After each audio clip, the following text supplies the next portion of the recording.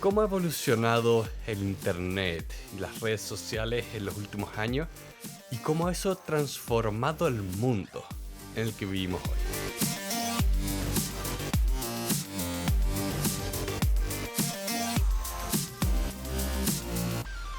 Hola a todos, bienvenidos a Elemental, una nueva sesión de Extra Ideas. Mi nombre es Pedro y estoy acá con Rosario. Hola. Y el día de hoy vamos a hablar de The Social Dilemma, el dilema social, este relativamente nuevo documental de Netflix, que trata un poco de abarcar todo lo que ha sido la creación y la evolución, y más que nada, ¿qué son las redes sociales hoy en día? Tengo que decir al tiro, creo que es un documental que trata de abarcar demasiadas cosas y le falta tiempo, pero también no sé cómo condensar más información en tan poco tiempo realmente. Sí, bueno, este documental dura aproximadamente 1 hora y media, es relativamente corto y como tú decías es bien amigable porque obviamente ocupa un lenguaje de las redes sociales en el cual la mayoría de nosotros probablemente estamos insertos, pero claro, también tiene esa connotación de que incluye muchas cosas y mucho, quizás es mucho el contenido que trata. Bueno, y obviamente para mencionar también al director que es Jeff Orlowski, que es este documental, ¿no es cierto?, que se estrena el 26 de enero para ser exactos de este año y que recientemente se unió a Netflix y ha causado un gran revuelo, por decirlo de alguna manera, en las personas que lo han visto porque han conocido quizás el detrás de cámara y lo que no quieren que sepan, el lado B de las redes sociales y todo lo que involucran. Sí, y de hecho ahí por lo menos para mí ha sido un tema bien curioso, porque después de todo lo que fue el 2016, todo lo que eran las campañas de desinformación, como que en el 2016 nos empezamos a ser más conscientes de esto y por lo menos en los círculos de información que yo busco, que yo me muevo, se empezó a hablar mucho de esto.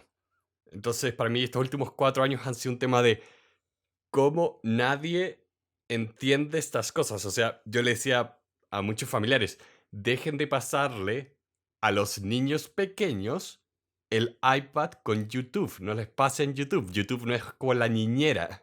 Pero nadie lo entiende, nadie lo entiende, nadie lo entiende. Entonces, este documental me encanta en el sentido de que está popularizando un problema que se viene discutiendo hace mucho tiempo. Y yo voy a poner muchos recursos en las notas porque este para mí es un tema muy importante.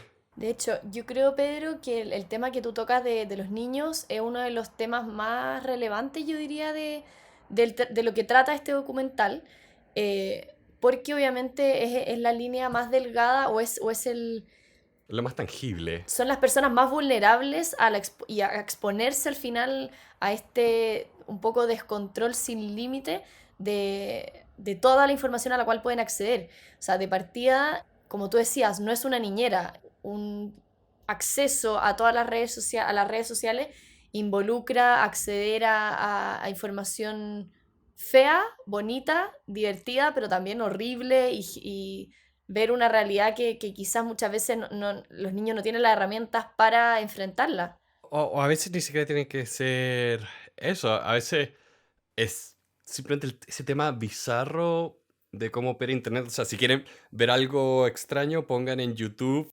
Spider-Man, Elsa, fiesta de cumpleaños. Hay todo como no sé si todavía existía, pero hace unos años había todo como una pequeña industria de hacer y rehacer los mismos videos que no tienen sentido, pero que son buenos para el algoritmo y porque los niños, estamos hablando de 2 años, los pueden buscar y como, oh, ahí está Elsa, oh, ahí está Spider-Man, oh, ahí está el Guasón. Y por alguna razón están enterrando a Superman. Raro. Mira, no, lo voy a poner en las notas. Bueno, Pedro, yo creo que lo primero que tenemos que hacer es partir, obviamente, por un poco de contexto y entregar como una especie de marco general un poco de lo que se trata este documental. Sí, Algo hemos mencionado, pero yo creo que lo central es contar que un poco, bueno, es un documental, el grueso y la mayor cantidad de información que se entrega es a través de personas que se han dedicado principalmente a distintas industrias relacionadas a los medios de comunicación o sea, perdón, medios de redes sociales, ya sea Facebook, Google, Pinterest. Hay personas detrás de miles y miles de marcas que hoy en día para nosotros son muy comunes y que ellos han estado detrás de la creación de esos algoritmos, de partes específicas de YouTube, bueno, de Twitter, de Instagram. Y bueno, con esa conversación que en el fondo se basa en las personas que saben, más una especie de serie o representación de... ¿De qué podríamos decir que es esa representación? Es como una pequeña historia para ejemplificar bien lo que está ocurriendo. De hecho, me acuerdo mucho de un documental que era como What the Bleep Do We Know, que se trataba como de la química del cerebro, neurociencias, que tenía esta historia muy simple, que era como el ejemplo de lo que estaba ocurriendo, de lo que estaba hablando el entrevistado. Claro, es una manera de hacerlo, hacer visual algo que uno, que te están diciendo finalmente los entrevistados explícita o implícitamente entre líneas, que eso también... Claro, porque, por ejemplo, ahí hay una escena que de hecho la conversamos un poco cuando hablamos de ver o no este documental, y era el tema de cómo ellos representan que cuando tú estás en una red social como Facebook o Instagram, hay ciertos de pequeños programas, pequeños bots, que están vendiendo tu atención. Es un poco como lo más fácil en YouTube, cuando tú haces clic en un video, YouTube ve toda tu información para decir quién eres y se la ofrece a todos estos programas que están buscando quién eres, y eso determina qué comercial vas a ver.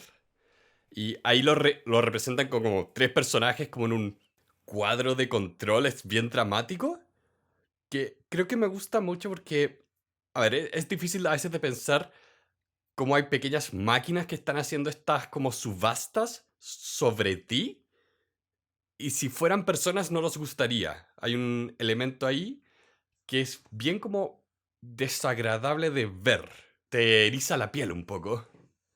Yo creo que también ahí, bueno, entra el componente que mencionan en el documental de cómo finalmente es tanto lo que se ha ido perfeccionando el algoritmo, los algoritmos distintos que tienen las distintas plataformas. Tú puedes tener los mismos gustos que yo, vivir al lado mío, ser, o sea, tener características súper similares y simplemente por dos búsquedas distintas ya el algoritmo cambia. Entonces es tan especializado en cada persona, tan directo, tan... eh, te hace sentir como que te conoce, que finalmente uno no se cuestiona lo que hay detrás, que es lo que mencionas tú, que no se cuestiona esta pelea detrás de cámaras en la que realmente están compitiendo por conseguir tu atención y conseguir el clic que es como una especie de voto finalmente. Es como te elijo a ti por sobre el otro Claro. y te doy esta cantidad de segundos o de minutos de mi atención, que al final el avisador está pagando por eso. Y ese es otro de los puntos interesantes del documental, que te muestra que es una cosa que igual se sabe y que se ha difundido más en los últimos años, pero que lo ejemplifica muy bien este documental respecto a que el producto para las redes sociales no son los usuarios, son los avisadores.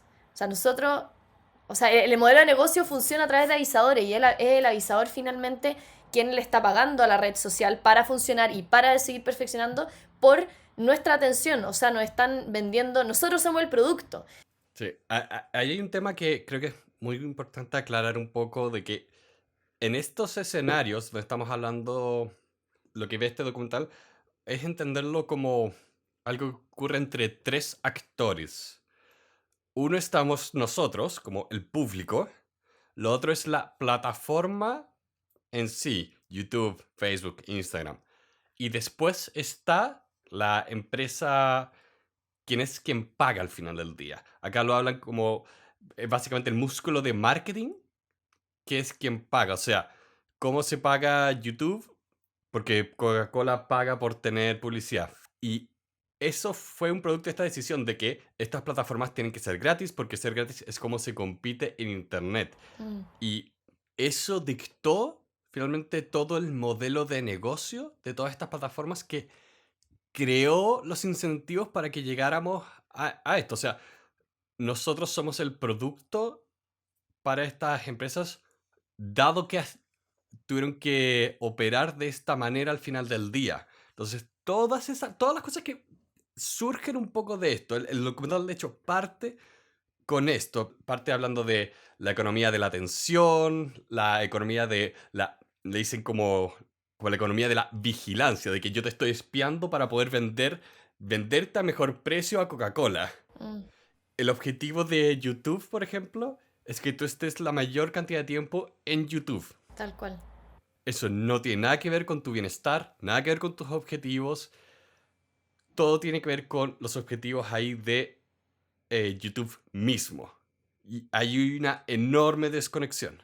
Bueno, y también algo mencionas, pero finalmente los avisadores tienen tanta información de nosotros, porque nosotros mismos se la entregamos accediendo a estos contenidos que nos entregan, que para ellos es muy conveniente porque, por ejemplo, si a mí me encantan los libros, yo siempre estoy buscando información o autores distintos alrededor del mundo y viendo resúmenes o viendo análisis de libros. Para una librería es súper conveniente saber quién soy yo, dónde estoy y en qué momento del día yo busco esa información.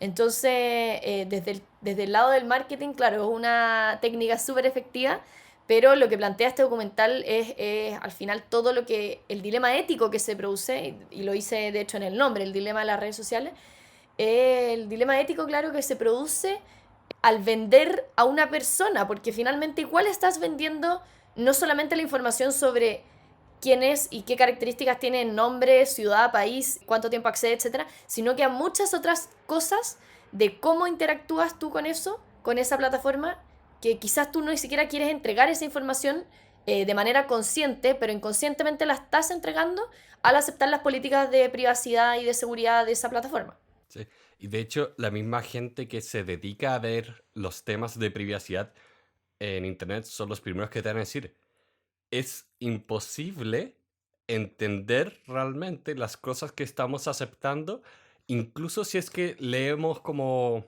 las políticas de privacidad. Incluso esa gente dice, oye, acá hay demasiadas cosas que Que no se no se dicen. saben, no se pueden saber, porque dado el modelo de negocios que tienen todas estas empresas, ellos necesitan poder vender la como precisión y exactitud del marketing. O sea, yo estudié negocios y economía, estoy literalmente tomando un diplomado en todas estas cosas ahora.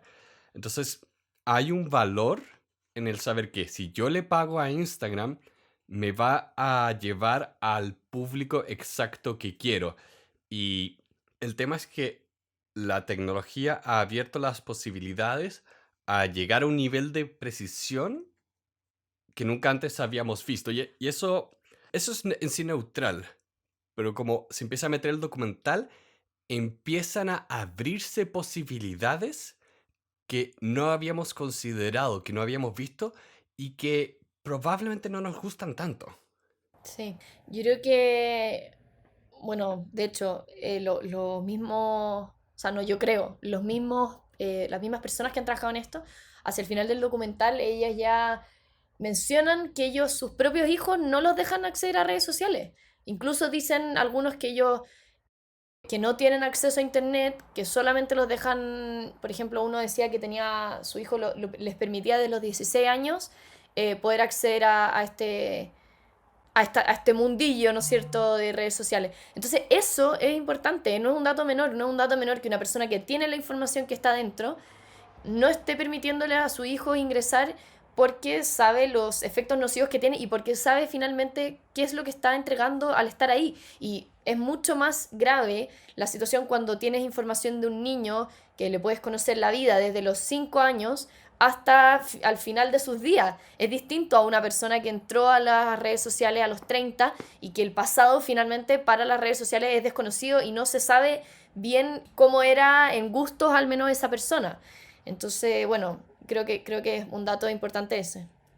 Sí, y es un tema que la verdad yo no lo había pensado realmente, porque cuando tú entras a estas plataformas, o sea, estos algoritmos, estos programas de computación que empiezan a ver tu comportamiento y tratan de que tú te quedes más en la plataforma en sí, empiezan a determinar también lo que ves y sin llegar un poco como a esta gran hipérbole que ocurría antes cuando se hablaba de que, oh, la televisión va a destruir el cerebro de los niños.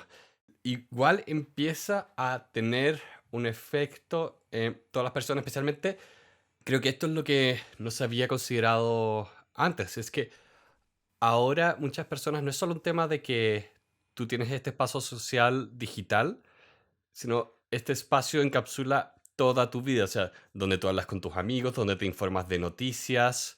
Hay mucha gente que tiene un problema realmente de no poder vivir fuera de internet.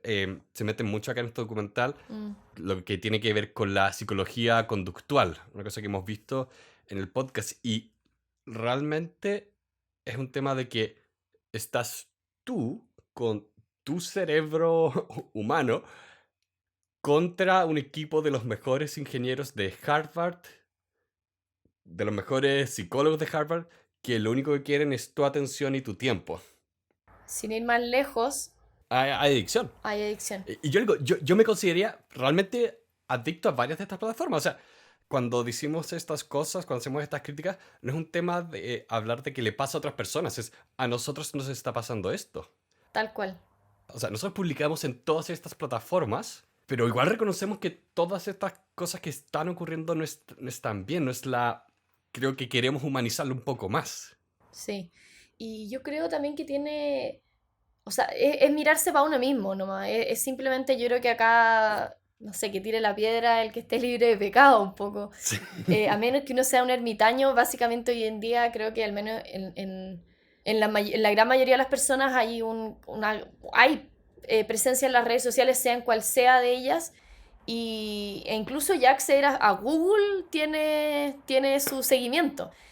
Uno se mete, por ejemplo, yo en mi caso me meto a YouTube y de repente, claro, me sugiere unas listas de canciones que yo suelo escuchar, pero de repente digo, oye, yo ya no quiero escuchar las canciones que estoy escuchando este último tiempo porque de repente aprieto las listas porque me sé que me van a sonar y va a ser pura música que me va a gustar, pero de repente se me olvida, es tanto el nivel de adicción y de cómo este programa finalmente, o sea, esta plataforma me está conduciendo a cierto tipo de contenido que yo alguna vez he seleccionado, que de repente se me olvida y digo, oye, hay otras canciones que me gustan y en este minuto no las puedo recordar porque no tengo el estímulo o como esta galletita, este caramelito que me está entregando YouTube. Entonces voy por lo más fácil y voy por lo más evidente, que es lo que me entrega, pero finalmente no estoy tomando la decisión todas las veces y no es consciente. Ahora que lo pienso, digo, oye, tantas veces que he querido escuchar música que no me está ofreciendo YouTube, pero que no sé verbalizar cuál es y opto por seleccionar la opción de YouTube y finalmente me perpetúo el sistema, ¿no es cierto? Claro. Que otra de las críticas que hace este documental, que finalmente es no permitamos que esto siga pasando, no significa de salir y no significa en ser una persona antisocial o no pertenecer a las redes sociales, porque también tienen grandes beneficios. De hecho, se menciona al principio el tema de cómo personas que han podido acceder a donantes de órganos, personas que se han juntado, que se han reencontrado después de mucho tiempo. O sea, de verdad que las bondades de las redes sociales yo creo que todas las podemos conocer. El hecho de poder estar, de ver qué está haciendo un amigo, una amiga fuera del país, todas esas cosas obviamente que tienen sus beneficios, pero hay que tener ojo crítico. Ese es el llamado finalmente, yo creo que de este documental. Mm. Y al menos particularmente para mí es importante también remarcarlo, el hecho de que no es sanitizar, o sea, satanizar el uso de esto, sino que más bien mirarlo con distancia y entender que esto es una herramienta y no es un fin en sí mismo. Sí, y de hecho, ahí tocas un tema que encuentro que es muy importante siempre recordar que es algo que veo mucho en internet y por eso siempre lo recuerdo, que existe mucho esta pregunta de, oye, ¿existe entonces como consumo ético de YouTube? Y encuentro que esa pregunta es muy mala, porque finalmente hace que tengas que o justificar que sí existe y no hay problema, o que no existe, entonces toda la gente que consume YouTube no es ética y esa no es la pregunta correcta, porque estas cosas no son o blancas o negras. El tema acá de por qué es importante este documental y estos temas es que estas plataformas son muy buenas para, como dice acá, optimizan la conexión con otras personas, pero también están optimizando estímulos de dopamina, están optimizando también que si tú te Mm, sientes ansioso, estas plataformas son como una inyección de dopamina realmente, porque tienes este elemento aleatorio de, oh, no sé qué voy a ver cuando baje a ver las fotos de mis amigos, porque ya ni siquiera son las fotos solo de mis amigos, es claro. cualquier cosa que estas plataformas también quieran promocionar. Y ahí es donde el documental salta como de la parte de modelo de negocios, modelos de adicción y psicología del comportamiento a realmente el cambio de paradigma de por qué esto es distinto esta vez, porque es distinto esta preocupación a las otras preocupaciones tecnológicas y tiene que ver con la escala del impacto de estas tecnologías. Y lo diría incluso más, pues nosotros podemos ver como los diarios de hace 200 años cuando la gente escribía cartas al diario diciendo: encuentro que los trenes son demasiado rápidos, la sociedad no está lista para vivir con un tren que pueda andar a 30 kilómetros por hora. Y claro, eso es divertido. Es genuinamente divertido. Ok, si bien esta carta es ridícula, el tren sí transformó la sociedad. La imprenta sí transformó la sociedad. Entonces, creo que es importante reconocer que estas plataformas, estas tecnologías, estas herramientas tecnológicas, sí están transformando a la sociedad, sí tienen un impacto. Entonces, es muy importante entender qué impacto están teniendo. Yo no sé si alguien en esta altura, 2020, siendo noviembre ya, chuta, que estamos ya casi final de año. No sé si hay alguien, como decía, que todavía crea que esto no tiene un impacto. Yo creo que lo que no sabemos o no somos tan conscientes es que estas plataformas están usando nuestra psicología en nuestra contra. Eso es lo que están haciendo finalmente. Y es lo que dice el documental constantemente. Solo que los distintos expositores mencionan. Es que uno al elegir lo que uno quiere, lo que a uno le produce placer, lo que a uno le produce tranquilidad, lo que a uno le gusta ver, lo que te produce, lo que te da entretención, lo que te saca una sonrisa, textos pequeños, ¿no es cierto? O videos, o lo que sea que uno acceda, es lo que ellos quieren, es lo que ellos quieren provocar. Ellos quieren provocar que tú accedas a eso y ellos te están finalmente usando en tu contra. Uno está contra uno mismo Sí. porque estás entregando algo valioso para ti. Y también ahí hay un apunte que no es menor, que todos los trucos que ellos ocupan, ellos sabiendo y siendo conscientes de eso, sabiendo que la psicología de ellos mismos está siendo usada literalmente en contra de ellos, aún así son vulnerables porque es muy adictivo. Por lo que tú mencionabas, por el tema de la dopamina, porque indagan literalmente, y lo dicen en el documental, indagan en tu tallo cerebral y conquistan tu sentido de valoración. Porque tantas veces que uno accede de aburrido, de aburrida, que uno está literalmente sin nada que hacer y uno piensa, hoy voy a ver Instagram o voy a tuitear o voy a, no sé, ver un video en YouTube. Claro, es como no tengo nada que hacer. Ah, no, sí, sí tengo algo que hacer porque tengo que ver este video o tengo que... Entonces también, que lata ser repetitiva con el punto, pero también ahí un punto importante con los niños, porque los niños, como están en formación, la identidad es mucho menos clara, es tal el nivel de grosero que llega a ser la exposición que tienen, que la valoración la empiezan a ver casi como un, o sea, las redes sociales empiezan a tener casi como línea directa con la valoración y la identidad propia. Claro, Y eso también es súper, súper peligroso. claro, porque finalmente no es solo un tema de qué tan bueno es el algoritmo, que es espectacular, es que también pasa el fenómeno de que ahora tenemos celulares con la capacidad de conectarse a Internet. Mm, Yo, por ejemplo, en mi celular no tengo redes sociales. Las saqué.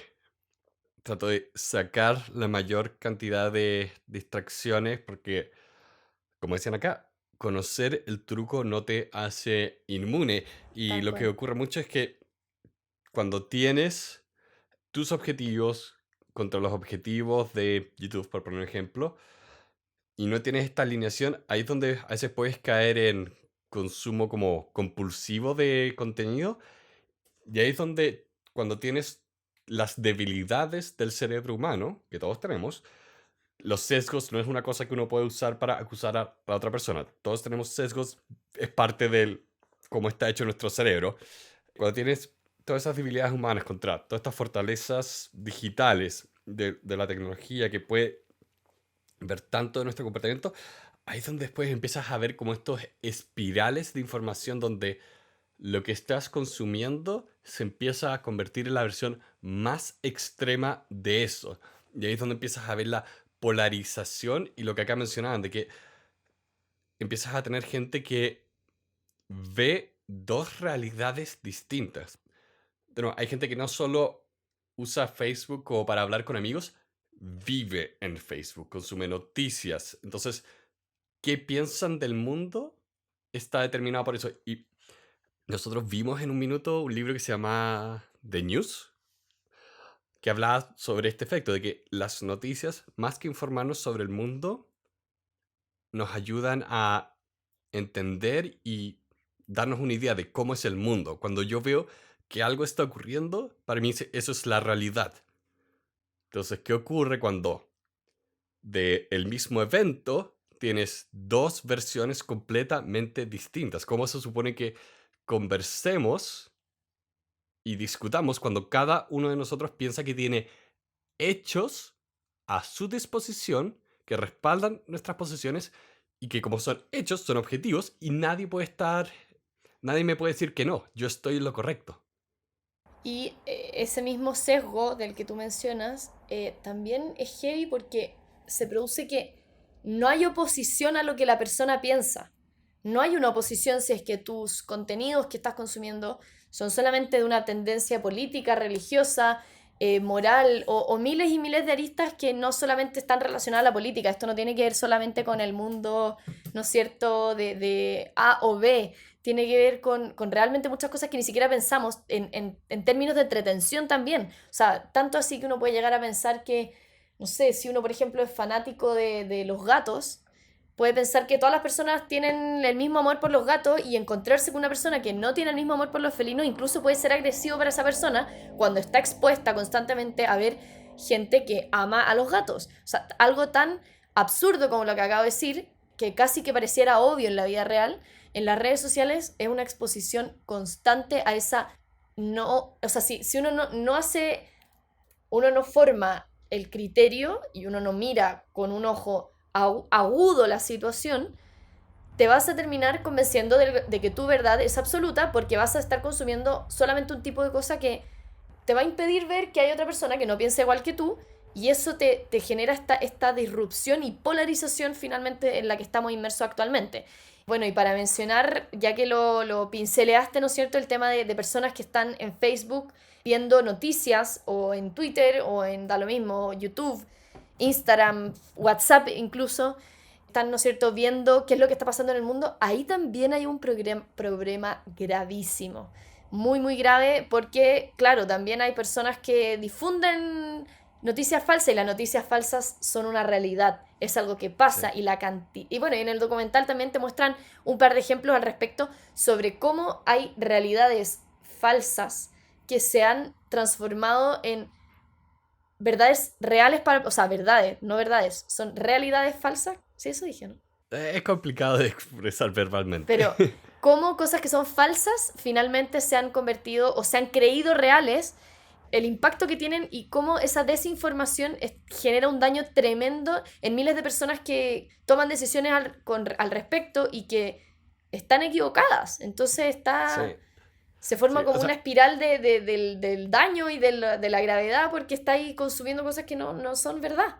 sí. De hecho, lo decía en el mismo documental. La información falsa es 6 veces más fuerte que la información verdadera.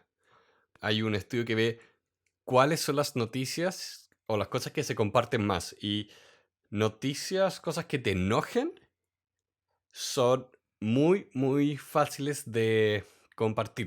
Es casi automático. Te enoja algo y se lo tienes que mostrar a alguien más, porque necesitas compartir esto que ratifica como tú estás mirando el mundo. Mm, Por eso, de hecho, me gustó mucho como decía en un minuto, la siguiente gran conspiración va a ser algo falso en lo que tú crees. Todos tenemos estas vulnerabilidades. Y acá mencionaban, por ejemplo, el tema de Myanmar, que estas campañas realmente tuvieron consecuencias donde gente murió.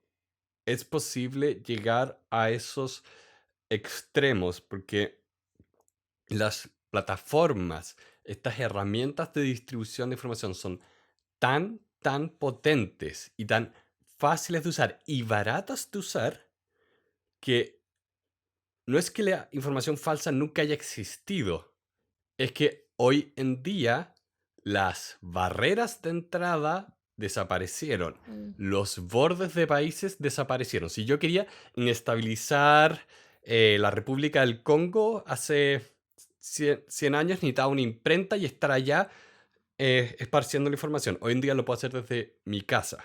Entonces es una herramienta muy potente. Y esto no lo mencionan en el documental, pero veía como entrevistar a alguien que hablaba del tema de los deepfakes, estos videos que manipulan para hacer que parezca que una persona está diciendo algo, hablando. Y la persona que combatía un poco contra esta herramienta decía, mira, estas tecnologías no se pueden destruir, no puedes deshacer el avance, mm, pero lo que podemos hacer es crear la mayor cantidad de barreras de entrada a esto. O sea, esto es una guerra armamentista, tecnología que nunca se va a acabar. Perfecto. El hecho de tener esta guerra armamentista significa que los costos de participar en campañas de desinformación van a subir. Ese es como el objetivo, ya que no puede ser tan fácil, o no debería ser tan fácil, mentirle a millones de personas. Que ese es como el gran dilema. El dilema en las redes sociales. La herramienta neutral es muy poderosa. Hay un estudio que hace Reuters, Reuters Institute, que es un instituto súper connotado de noticias. Y ellos hacen todos los años un informe que se llama Digital News Report, que ellos hablan de cómo están las tendencias alrededor del mundo en lo que es digital, en consumo de noticias y en distintos temas relacionados al consumo de redes sociales, de noticias y de información. Y por darte un dato, imagínate que en Reino Unido, en abril de este año, las personas habían declarado que un 61% se informaba a través de redes sociales. Un 61%. O sea, es un número muy importante de gente que lo que está viendo en estas plataformas que no tienen ningún tipo de regulación actualmente, a pesar de que sabemos que Sí. ahora en Estados Unidos están Google, por ejemplo, está con una demanda, claro, una demanda antimonopólica y que están con ciertos temas ahí, pero es una cosa que recién se está empezando a visualizar en el horizonte, se podría decir. Y claro, al no tener regulación, recordemos que las redes sociales no tienen un equipo editorial detrás que está seleccionando qué subir y qué no, como sí lo tiene un medio de comunicación. Un medio de comunicación independiente de qué información vaya a subir o no, tiene una verificación, o al menos nosotros tenemos que confiar y depositar nuestra confianza en que los periodistas van a entregar la información adecuada, y creo que la mayoría sí lo hacen. O sea, yo como periodista confío en mi rubro y de hecho le diría a las personas que para informarse, para saber lo que está pasando en el mundo, es preferible, y no es solamente preferible, es necesario, es fundamental, porque finalmente la información que se va a obtener es radicalmente distinta a través de medios de comunicación por sobre las redes sociales. La red social es demasiado rápido. Es simplemente demasiado rápido. Es demasiado rápida como la información se crea, se distribuye y le llega a todo el mundo. Entonces nunca tienes esa etapa de verificación. Y de hecho, los medios de comunicación tradicionales tienen reglas de comportamiento. No pueden hacer lo que quieran. Hay consecuencias para sus acciones. Y de hecho, uno de los temas, por ejemplo, que yo he visto harto que se discutía era que incluso antes de llegar a una regulación a YouTube, o incluso antes que eso, a ver, si llegan a haber regulaciones para Facebook, Instagram, YouTube, si se llegan a hacer leyes que regulen estas plataformas, es culpa de ellos. Es culpa de estas plataformas por no hacerse responsables, esperar a que pasen todas las cosas malas, Mm. porque cuando pasan todas las cosas malas, todos queremos que algo ocurra. Yo estoy poniendo la responsabilidad sobre ellos, porque, por ejemplo, una idea que vi circulando la otra vez que la encontré muy interesante, que era, mira, ¿qué tan difícil es hacer que si tu video en YouTube llega a 1 millón de reproducciones, tiene que ser revisado por un ser humano antes de seguir siendo distribuido? Porque, por ejemplo, hace un par de años, un video de una persona que fue a un bosque donde la gente se ahorcaba en Japón. Hubo toda una gran controversia porque un idiota fue a grabarse allá y el video de eso fue viral y salió en la pantalla, o sea, salió como en la página principal de YouTube. ¡Ey, miran el nuevo video viral! Y todo fue como, oye, este contenido ni siquiera es apropiado para esta plataforma. Este contenido no lo aprobarían tus propias como el acuerdo de usuario. Eso haría que este video fuera removido. Pero como tu algoritmo es tan automático y tan rápido, No te das ni cuenta. claro, no tienes cómo atajarlo.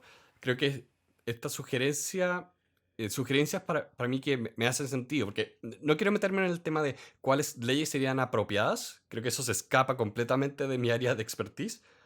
Pero acá hay un tema de que ponerle algo de desaceleración a todas estas plataformas y poner más barreras de entradas empieza a solucionar las cosas. O sea, YouTube tenía un problema mucho más grave antes, pero porque salieron un par de noticias en el New York Times de, hey, Coca-Cola está financiando al Estado Islámico, y te mostraron una foto de un video de el Estado Islámico y al lado un banner de Coca-Cola.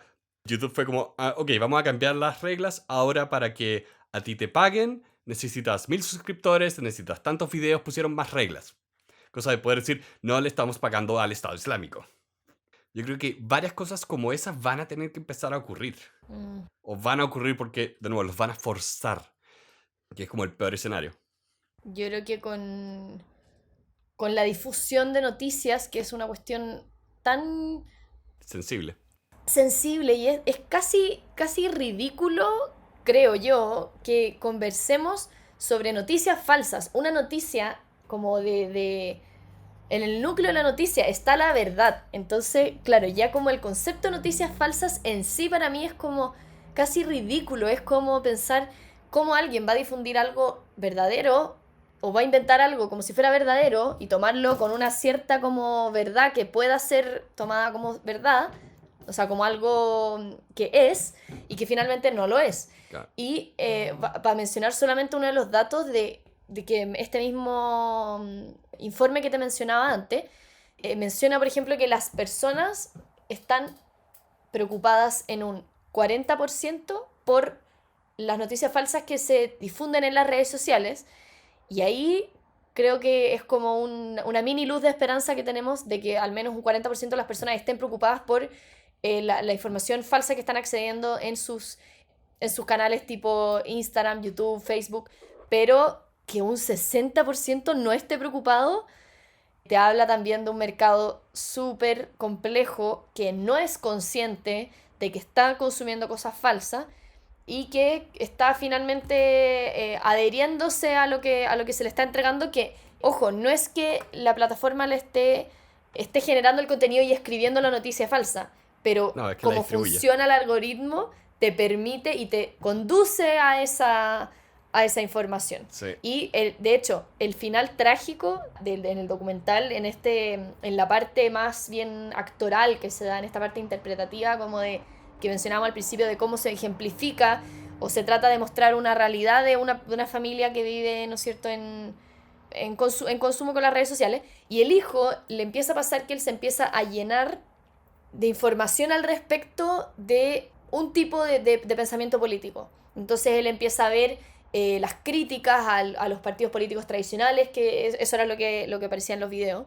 Entonces empieza a ver distintas personas que hablan en videos, que explican y que son personas que se ven súper convincentes, ojo, son personas que se ven súper convincentes, que se ven súper preparadas, y que pasa que él llega a un punto en el que tanto es el nivel de involucramiento que tiene en la situación, que llega a una manifestación de estas personas y en la manifestación se termina como encontrando consigo mismo, o sea, como entrampado más que consigo mismo, se entrampa y lo terminan, los policías lo terminan arrestando por algo que él no ha hecho, pero que es todo muy loco. Entonces, Sí, es como te muestra lo gráfico y lo débil que somos a llegar a algo que incluso te puede provocar algo, daño físico. sí, o O sea, sea, no solo psicológico, sino que daño físico de cómo tú consumes te puede llevar a una situación peligrosa de la vida real. sí. No quiero mencionar cuáles son como las teorías conspirativas que existen hoy en día. No quiero que ni siquiera darles espacio ni plataforma. Pero para mencionar una nomás, que uno de las teorías conspirativas que estaba circulando en 2016, que Hillary Clinton manejaba un círculo de pedofilia en el subterráneo de una pizzería. Y una persona fue con una pistola a esa pizzería. Entonces, no es tan loco esto, porque cuando crees que estás consumiendo noticias, que estás consumiendo hechos, crees que esto es la realidad. Crees Sí, que sea lo que sea, esto es verdad. Cualquier acción es justificada cuando crees que es la realidad así absoluta. Por ejemplo, ahora yo me dedico más que nada por todas las cosas que están pasando a nivel mundial, me meto cada vez más a páginas que ni siquiera son de noticias, son páginas de revisar la veracidad de noticias, porque cuando después me meto a la página donde veo memes, porque me quiero reír un rato, dado los hechos actuales, toda la gente publica cosas políticas de esta forma. mm, Y yo te miro, es como, esta es la imagen que hace media hora vi que era falsa.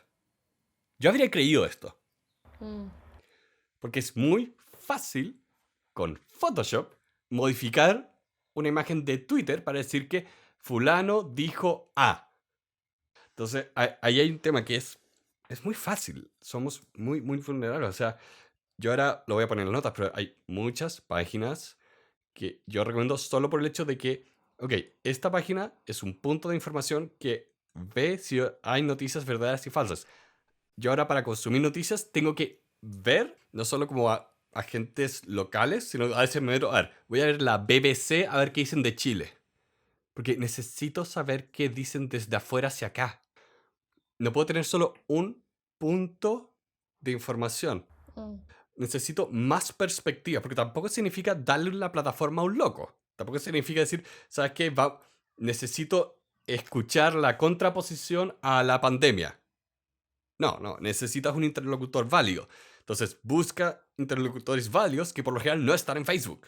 Claro, eso es, ahí está, encuentra el contraste, contrasta la importancia de darle todas las miradas. Y yo, que soy periodista, que amo el periodismo, amo la información, amo los medios de comunicación, me fascina todo lo que se hace atrás de eso, veo la importancia de no ver solamente un medio de comunicación, de no quedarte solamente con X diario, ver X noticiero, escuchar X radio, la importancia de tener esa transversalidad y de consumir con la mayor cantidad de líneas editoriales, pero medios de comunicación o fuentes confiables de investigación que te proporcionen esa mirada y que te balancen todo lo que estás viendo en estas redes sociales. Y bueno, solamente hacer un apunte a la verdad. La verdad, lo dicen en el documental, la verdad es aburrida. La verdad es aburrida porque Sí. no te proporciona plata. La verdad no es, y como tú lo dijiste antes, fluye mucho más lento que una falsa noticia, porque las falsas noticias en general no son sobre problemas, por decirlo, triviales. En general son cosas importantes que pesan. Entonces corren muy rápido porque, por ejemplo, difundir una información de que el mundo se va a acabar en 3 días más es súper grave, entonces eso va a correr rapidísimo y cuántas personas podrían tomar decisiones al respecto, ya sea desde abastecerse para un año, o sea, tantas cosas que tienen consecuencias por simplemente ser falsas, o sea, es para tomarle el peso y para buscar el contraste del cual hacemos mención. Sí. Para ir cerrando, como decía, yo llevo 4 años viendo este tema porque a mí me fascina la tecnología, me fascina la interacción humana. Entonces, Llevo 4 años consumiendo y aprendiendo de este tema, a pesar de que nunca tuve esa pasión por las noticias y diré que hasta el día de hoy no la tengo. Pero unas cosas que surgieron del 2016 es una organización que se llama MediaWise, que se ha dedicado a promover como por decirlo, como el alfabetismo digital, el alfabetismo sobre navegar los medios digitales.